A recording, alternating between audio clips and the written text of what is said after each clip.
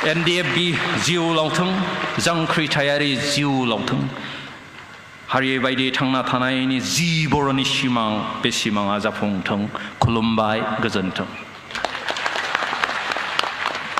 खोब गोनो गोथो जादों रायजो राजाफ्रा बयबो मिथिनो लुबैदों रन्जन दैमारिया मा जाबावगोन। रन्जन दैमारिया गगन होनदोंमोन, गनोसै होनदोंमोन।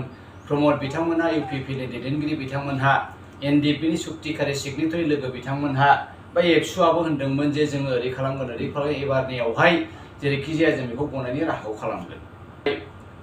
हाइकर्टआ मोनसे डिक्लेरेसन होबाय जे बिथाङा इकुइटेल जायाखै, बरंसो बियो लाइफ लं इमप्रिजनमेन्टआवसो थाबफिननो गोनां जाबाय। दा बे गासैखौबो लानानै जोंनि गासै बर' बिदा फंबाय बिब' बिनानाव आइ आफा रायजो राजा बिथांमोना खोब दुखु मोनदों। मा खालामखो लिडारफ्रा मानो गावजों गाव हेफाजाब होदिया होननानै बुंदों। दा बेखायनो दिनैहाय खोब गेबें सिम्पल रावजों आं बुंनो नागिरदों मानो रन्जन दैमारि आरो बिथांनि लोगो गासै 8 जन लोगोफ्रा दिनैहाय लाइफ लं जिउ जोबजासिम माने जेराव थानायनि मोनसे डिक्रिखौ मोनफिनबावखो बा गोबाङा गोनो गोथो जादों। अके प्रमदआ बख'नो हायाब्ला, UPPआ बख'नो हायाबा, बा हेमन्त बिश्व शर्माया बख'नो हायाब्ला, एबसुआ बख'नो हायाब्ला सोर बख'गोन? बा अभारअल बिनि सुक्तिनि उनावबो जे NDP नि लिडार आरो केडारफ्रा जेराव थाफिननांगौ बिनि दायगिरिया सोर? दा बेखौनो रायजो राजाफ्रा सानबाबो बुजिख'नो हायाखै। सोरबाया बि गावजों गाव दुसि होलायबाय थादों। दा आंनि दिनैनि क्लारिफिकेसना खोब सिम्पल रायजोफोर। आङो मैयानि नानि कुइटेल केसखौ आं फरायबाय। रन्जन दैमारि 1 नाम्बाराव दङ आरो बेजों लोगोसे गासै 8 जन बे कनभिक्ट भार्सास CBI जानानै दङ। CBI कनभिक्ट भार्सास CBI। दाना बाथ्राया ओरै गिबि थारावनो एक्चुअली NDP नि केसा NDP जों जानाय गोजोन सुक्तियावनो जोबनानै थांखानांगौमोन। 1 नाम्बार जिनिस बेखौनो जुदि बिथांमोनहा रन्जन दैमारि बिथांमोना अर्थात NDP नि गासैबो बिथांमोनहा गावसिनि गोसो बायदि NDP नि डिजाइन मथे भारत सरकारजों जुदि सुक्तिया खालामोमोनब्ला बा रन्जन बिथां, सावरायग्रा बिथां, फेरेंगा बिथां, गोविंद बिथां बा गासै NDP नि टीमनि डिजाइन मथे जे बिथांमोना गोजोन मोजां टाइम लानानै जुदि भारत सरकारजों सुक्ति खालामनाय जायोमोनब्ला नैबे हाखादावरा प्रमदनि नेतृत्वयाव जानाय सोरबाया गबाय सोरबाया गयिया बे मालाबाबो जानाय नङामोन। दा बाहायनो 1 नाम्बार दायनिगिरिया सोर? रायजो राजानिसो मिथिबाय, गेदेरसा फंबाय नोंबो मिथिबाय। दा आं आरो होनबावनि दा बेनो जाहैबाय। कारण नोङो BLT नि सुक्तिखौ जोङो नायोब्ला बाहाय मिथिनो मोनो हाग्रामा आरो बिथांनि गासै टीमा बे सुक्तियावनो माफ मोनजाखानाय। मा हिनियास बा नान हिनियास मोन्नैबो बाहायनो माफ होजाखानाय। कारण बेनोथ' पिस एग्रिमेन्ट। गोजोना बोरै जायो? मोन्नैनि गेजेराव मिला मिसानि गेजेरावसो गोजोन जायो जे जोंनि केस जोंनि दाय फोदोखौ नोंथांमोना थादा केस अमुक केस होनो जोब्बाय। दा बे जिनिसखौ माफ होआगौ माने जोंबो एग्रि खालामा, जोंबो सुक्ति होआ, जोङो सिगनेचार होआ। दे जोङो होगोन, बेजों लोगोसे उमुक नांगौ, जोंनो उमुक नांगौ, बर' जाथिनो उमुक नांगौ, बेजों लोगोसे बे जिनिसा थाफाखायो। दा NDP नि बे रन्जन जोबजानाय, बिथांनि लोगोफोर जोबजानाय बा NDP केडारफोरनि केसा जोबै दिनैसिमबो बे जिनिसा बे सुक्तियावनो जोबनांगौमोन। मानो जोबाखिसै बे सुक्तियालाय? मानो इसिबां हाखादावरा जाखोफालाय? मा रन्जनाव मोजाङै सावरायाखैमोन नामा? मा सावरायग्राजों मोजां सावरायाखै ना?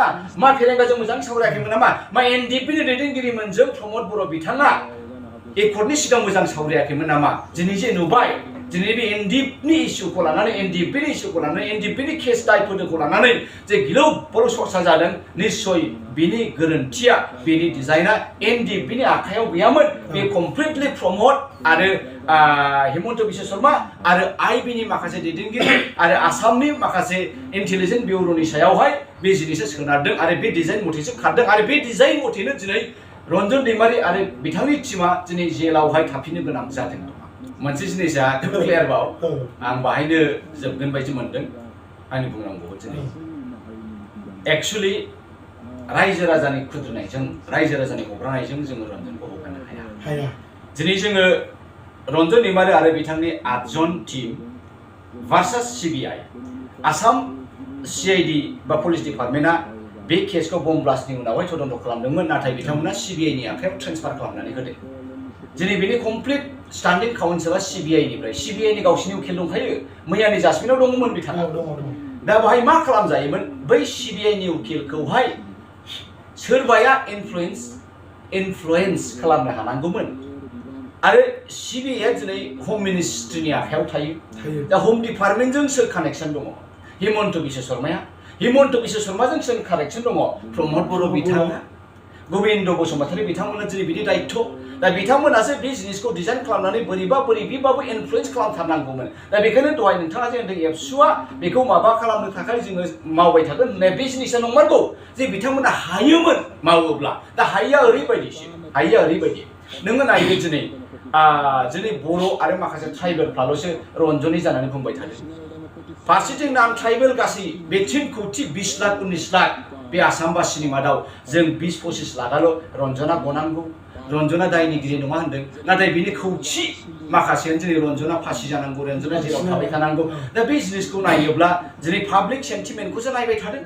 दा बावहाय रन्जना बोरै गगोन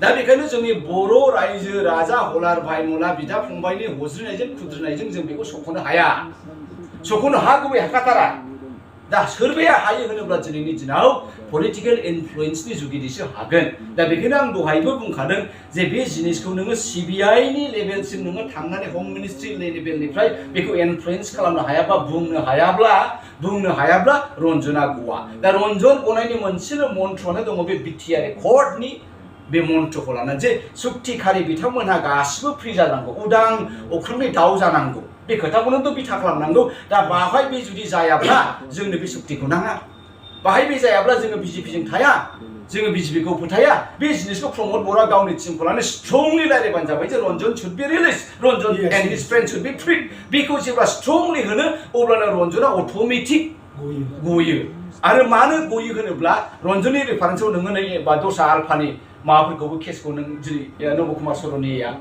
बेबोथ' किडनेप खालामदों बेबोथ' बुथारदों बेबोथ' सिखाव खावदों टक आलफा ग्रुपआ दा बियो दिनै उदां दाउआव अख्राङाव फैनानै दिनै एमपि दारायलायनो हायोबा जोंनि रन्जन नाब्ला गयैनि खोथायानो गैया दा बेखायनो सिम्पोल रावजों आं बुंनो नागिरदों प्रमद बिथाङा जुदि गोसो जायोब्ला गोविन्द बिथाङा जुदि गोसो जायोब्ला बिथांमोना हिमन्तखौ प्रेसार खालामनो हायो आरामसे रन्जना गाबोन समफोर थमलाय होनानै